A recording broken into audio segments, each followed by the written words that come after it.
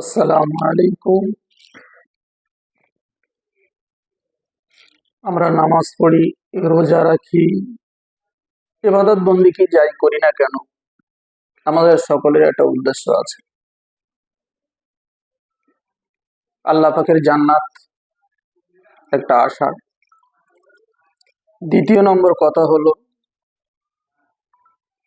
ভয়াবহ জাহান্নাম থেকে কি করে মুক্তি পাওয়া। এক কথায় ক্ষমা এবং জাহান্নাম হতে মুক্তি চাওয়া। আমার আল্লাহ পাকের কাছে চাইলে যত বড়ই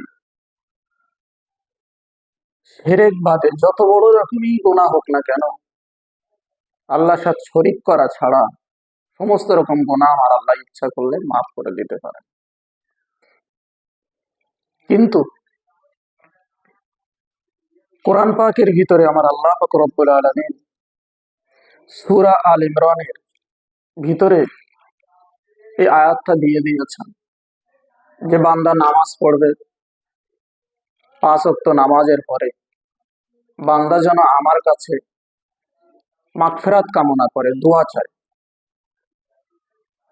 আয়াতটা হলো এই, রব্বানা ইন্নানা আমান্না ফাগফির লানা যুনুবানা ওয়া কিনা আযাবান নার। আবারও বলছি, আমার সাথে সাথে আপনারা মুখস্থ করবেন। রব্বানা ইন্নানা আমান্না ফাগফির লানা যুনুবানা ওয়া কিনা আযাবান নার। এর মানে হলো, হে আমাদের প্রতিপালক, নিশ্চয়ই আমরা ঈমান আনলাম, অতএব আমাদের পাপসমূহ ক্ষমা করুন এবং আমাদেরকে আগুনের আযাব থেকে রক্ষা করুন।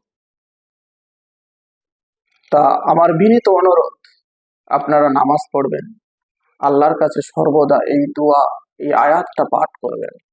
ইনশাল্লাহ আমার আল্লাহ পাক জাহান্নাম থেকে মুক্তি দেবে এবং জান্নাতবাসী করে দেবে।